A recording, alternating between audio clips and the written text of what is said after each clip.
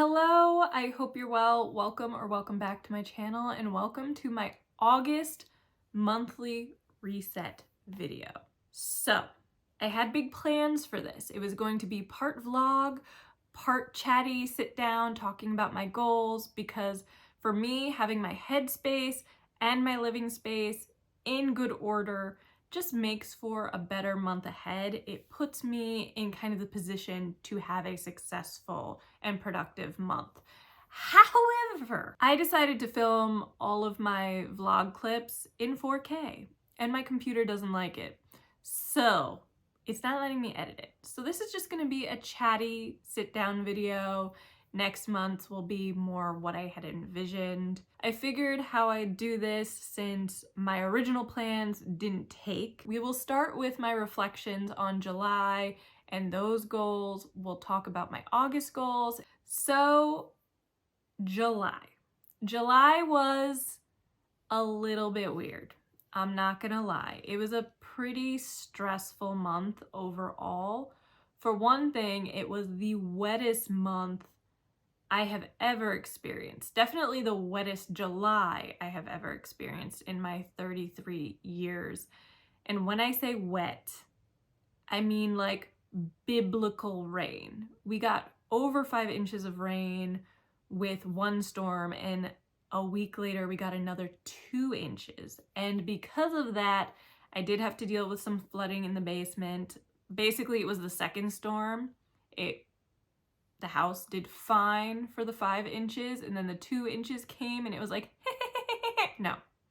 So that was very, very stressful, but we're working on it. I did some hydraulic cementing and extended the downspout so they're further away from the house. So hopefully all of that homeownership stuff will work and I won't have to stress out anytime we have a big rain. And then July was also kind of, grieving really doesn't have an end, but it was the month where my grandmother's name was added to the mausoleum. It was etched into the marble face alongside her husband, my grandfather, who had died 23 years ago. And it hit us really hard, I think, because of the finality of it. It was so bizarre seeing her name there. Definitely cried when someone sent me a picture. So I was dealing with that too. But in addition to the stress, I did go out and hang out with friends and have dinner and go do fun things, so it wasn't all bad. But anyway, let us talk about goals for July. I wish I was a Notion person or a bullet journal person. I am not. I'm just not. I'm analog though, so we're gonna use a journal for me for this. So, what were my July goals and how did I do? For my content creation goals for July, I kind of went very light and somewhat vague because I didn't want to put goals that were probably not something I could achieve and therefore would be demoralizing at such an early stage in my channel and in my Substack. Both are very, very new to me. So goal 1 was to post once a week on this channel, which I did. I just wanted to find a routine and I wanted to make sure that I was creating a schedule for any of my subscribers as well and for the YouTube algorithm. So that I did. Then the next one was to get my Substack newsletters out on time. And I did that too. So that was really exciting. My Substack is basically a written supplemental type channel to this one. It is where I share things that I'm passionate about that maybe don't have a place on a YouTube channel. And so the plan is to have a Substack newsletter go out every month on the 7th at the very least. And that's what I did. I even had a little bonus one because as a white presenting person of color who went to an Ivy League school, I had thoughts on the Supreme Court's decision when it came to affirmative action, so I decided to share it there. But if you like reading newsletters or that sort of thing, I'll put the information in the description box, but that's basically that. Now, home ownership. I only had one goal for this, for the month of July, and it was to hang some freaking art. For whatever reason, I have struggled to put art up in this house. I have had one piece of art up this entire time, and I've been living in this house for over a year now. And so that's what I wanted to do. I did. If you've seen my antiquing and thrifting video, I show getting frames for that. I show putting art in those frames and then ultimately creating a gallery wall. So I do have some art up on the walls finally. And then for personal growth, I had practice French daily, which I did. I have this weird relationship with foreign languages. So from 4th grade to 12th grade, so for 8 years, I took Spanish, but I had no tongue for the language. I could never speak it. I never enjoyed it. So when I went away to college, instead of testing out of the language requirement, I decided I was going to take French. And that was a whole other experience for me. I was much better at the accent. I found it a little bit easier. I just really enjoyed it. Like, the experience was great. But it's kind of fallen to the wayside. I've been out of school. I graduated in 2012. So it's been a while since I've had to actually use it. And so I decided, you know what?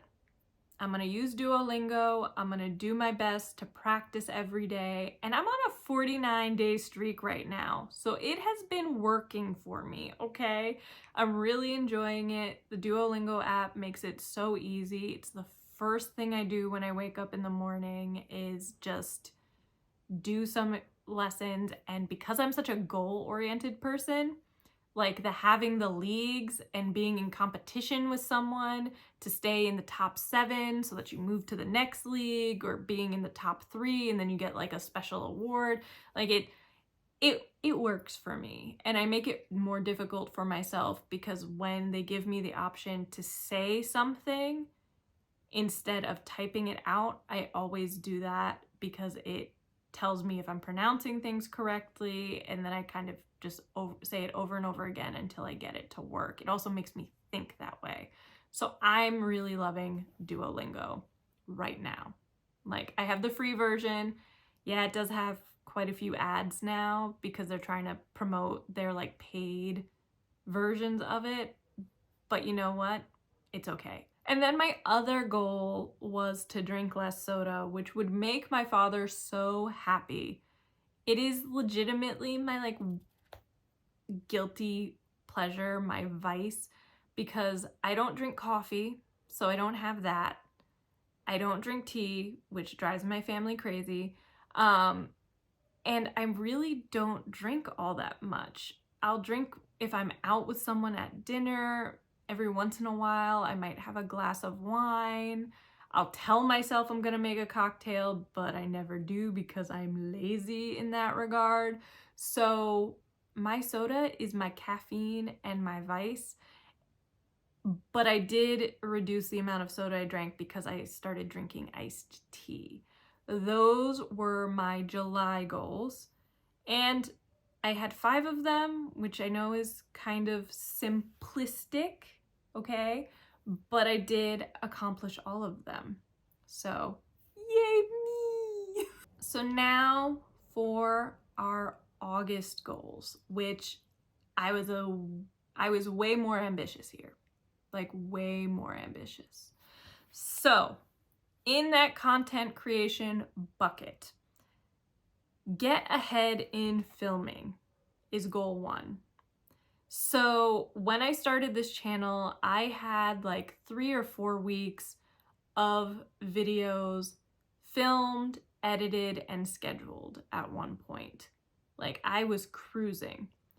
I've kind of fallen off with that a little bit, but I would like to always make sure I have 2 to 3 videos scheduled ahead of where I am. So I'm gonna work on that, being a little bit better about planning in order to make that happen. Number 2 is to gain subscribers. I'm not putting a specific number here just because of what I said. I don't want to be disappointed or demoralized. Starting a YouTube channel from scratch is hard. I know it's going to take time, but I would like to see some growth, even if it's just incremental growth happening on this channel. So if you are new here, hit that subscribe button, please.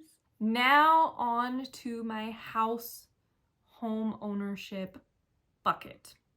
So first things first is to put things on Facebook Marketplace and Depop.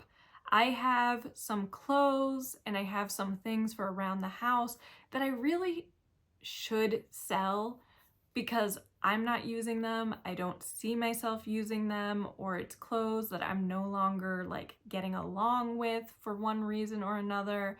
So I really want to do that because, first of all, it means I make a little money that I can use to buy other things for my house or clothes for myself. But it's just better. Like, some of it will end up going to charity if it's things that I don't think will be worth putting on Depop or on Facebook Marketplace. But other things, I might be able to get a little money for it. So I would really like to do that because I legitimately have a pile of clothes on my floor that has been there for the last month. I've been telling myself I would do that for the last month and I haven't. Next is to remain under budget with my grocery shopping. So I go once a week, and when I first moved into the house, I was spending between $60 to $75 a week, which seemed fine because it wasn't just food, but it was like cleaning supplies, paper supplies, that sort of stuff, you know? But recently I've noticed that I'm starting to average more like 90 to 120, which just feels like a lot of money. I know there's inflation, but still, I would like to make a more concerted effort to stay within a $75 a week budget for groceries and household supplies. Then my last goal for house and home ownership is to do my foyer gallery wall. Now, this is one of those things that I've been putting off basically since I moved in because I know it's going to be a bit of a faff because I'm one of those people that wants to make sure the distance between all of the frames is the same. But I have no excuse. These are 9 photos that I've taken that are all framed and matted, or matted and framed, and have been since before I moved into this house. And they've been sitting in my foyer, leaning against the wall, collecting dust since I moved in. I've just been lazy, but that's something that I'm gonna put on my to-do list for August. Now we have personal growth goals. The first one, which makes me so embarrassed that this has to be a goal, it's to read The Big Swiss by Jen Began? I don't know how to pronounce her last name. I am so sorry. Because why is this embarrassing? Because I have another channel, a booktube channel, but I have been in a reading slump for the last year, which means that whereas I used to read 8 to 10 books a month, I'm struggling to read one. But this book, with its fantastic cover, if I do say so, has been really interesting to me. First of all, it's set in Hudson, New York, which means that it's in the Hudson Valley, which is where I live. But I've seen a lot of people reading it. It's supposed to be a book that deals with mental health, sexual stereotypes. It's supposed to be sapphic, and it just sounds really, really good. And from what it says on the back, rib ticklingly funny sad. alternately warm, sharp, and deeply wise. I chugged this book. Like, just, I need to read it. So we put reading one book on my goal list for this month. Continuing, practicing French daily. I just want to keep it up. As I said, I'm on a 49-day streak, so I just want to keep going and making progress there. Nothing really to say there. I do feel like that's probably going to be a goal that sticks on this list in perpetuity. I also want to go on a solo date. I know that sounds weird, but basically, I am not someone who likes to date. I don't want to be in a relationship. I enjoy being single, but you know what? I think it would be really fun to get myself a little dressed up, take myself to dinner somewhere, maybe go to a movie or a play or do something fun like that, just because I want to celebrate being single and enjoy myself. Like, why is that something that I can't do on my own? So I want to take myself on a date. Next is an ongoing project, okay? It is to figure out the gaps in my capsule wardrobe for fall, which I want to gag just thinking about the fact that I have to think about my fall wardrobe. Where's this year gone? Where is it gone? Where is it gone? Anyway, basically I have been doing a capsule wardrobe for 5-6 years, I want to say. It's been a while. I was doing it for at least 2 years before the pandemic. But because of the pandemic and because I was working from home, my wardrobe is not inspiring me. Like, it's a lot of t-shirts and shorts and sweatpants and leggings because I work from home and I don't have to go out all that often. But I would really like to have a wardrobe that I feel comfortable and makes me feel confident again. I was there before and I just need to get back there. So I really want to assess what sort of basics I feel like I need in order to start really beefing up that capsule wardrobe, and also assessing like the pieces that I can get rid of either on Depop or in charity because they just don't work for me anymore, because there's a lot of that. So that's going to be a project. And then the final thing is to do a balance transfer for my credit card. So basically I have 3 credit cards. 2 of them have very, very, very low balances on them.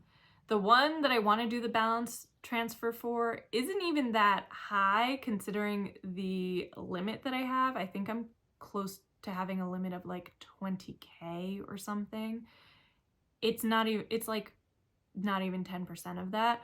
However, the interest on that card is ridiculous. So even though I'm paying over the minimum payment each month, it feels like I'm not making a dent in it. So I want to find a card that has 0 interest for a year or 18 months, transfer that balance there, and then pay it off as quickly as possible.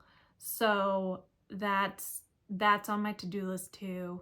It's like annoying adulting things, but like credit card debt, I just don't like. So I would like to get that down completely.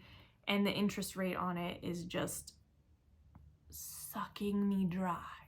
So that is everything. I would personally love to hear if you've set any goals for yourself in the month of August. It's fun, so leave a comment. Tell me what you're trying to accomplish in the month of August. Let's be each other's cheerleaders, you know? But hopefully you enjoyed it, and if you did, remember to hit that subscribe button. Wow, Brittany. Thank you so much for watching. I'll see you next time.